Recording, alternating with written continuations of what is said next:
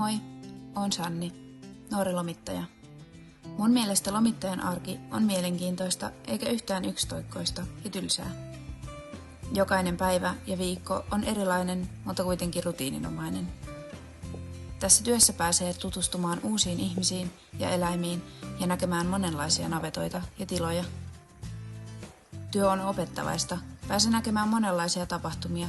Joskus ei ole mitään ihmeellistä ja kaikki sujuu kuin oppikirjasta. Mun mielestä työn paras puoli on eläimet ja että saa olla oikeasti avuksi ja tietää työnsä tärkeyden. Työmatkat on nykyään aika pitkiä ja pitäähän ne ajaakin 2 kertaa päivässä, mutta mua ei haittaa, kun autossa on hyvät valot ja musiikki soi.